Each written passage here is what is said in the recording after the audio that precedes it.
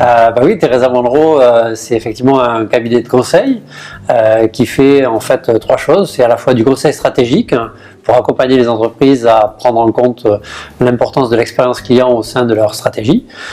Et on fait à la fois donc de l'accompagnement des dirigeants, on fait de la gestion de programmes d'expérience client, c'est-à-dire on va mettre en œuvre globalement ce que l'on propose en termes de stratégie client au sein des entreprises. Et puis on va jusqu'à faire de l'implémentation, c'est-à-dire vraiment de la mise en œuvre de plateformes comme Qualtrics au sein des entreprises pour justement gérer ces plateformes clients et ces expériences clients dans les entreprises.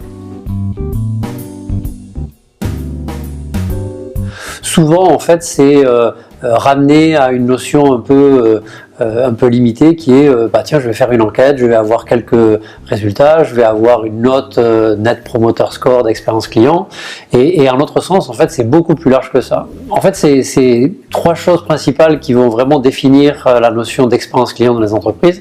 La première, c'est en fait créer une véritable proximité client, c'est-à-dire que l'objectif, c'est réellement d'amener l'entreprise au plus près de ses clients et avoir une vraie conscience de l'importance du client au sein en fait de la stratégie de l'entreprise. La deuxième chose qui est vraiment importante, c'est de se dire, c'est bien évidemment important de mesurer cette expérience client, mais c'est surtout de se mettre en place dans une logique d'amélioration continue, parce que cette expérience client, elle va nous donner un certain nombre d'informations, et l'objectif, c'est évidemment de transformer l'entreprise pour améliorer cette expérience client. L'autre chose qui est ensuite importante, c'est de se dire, mais une fois que je vais avoir ces données, je vais pouvoir être capable non seulement de comprendre l'expérience client, mais d'identifier les clients qui sont à risque et les clients qui ont le plus de potentiel.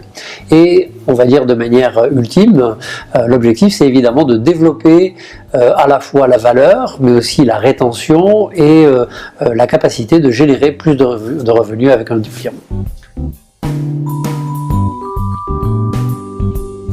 Alors oui, je pense qu'il y a beaucoup de chiffres qui commencent aujourd'hui à être disponibles sur le marché.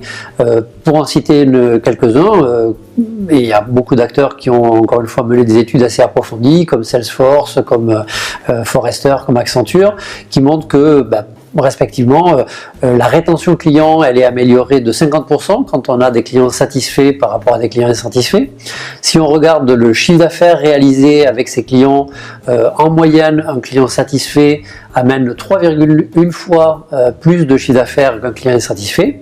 Et quand on regarde la profitabilité de ces clients, et bien là aussi on a un facteur de 2,3 entre des clients satisfaits et des clients insatisfaits. Bien sûr, c'est rentable et c'est pour ça qu'aujourd'hui il y a beaucoup d'entreprises qui se préoccupent du sujet. Et d'ailleurs, c'est plus uniquement un sujet qui est réservé aux entreprises du B2C, parce que c'est effectivement là où ça a démarré. Et aujourd'hui, en fait, on s'aperçoit qu'il y a au moins autant d'entreprises du B2B qui sont en train de déployer des programmes d'expérience client que d'entreprises du B2C qui, pour certaines d'entre elles, ont démarré il y a déjà quelques années.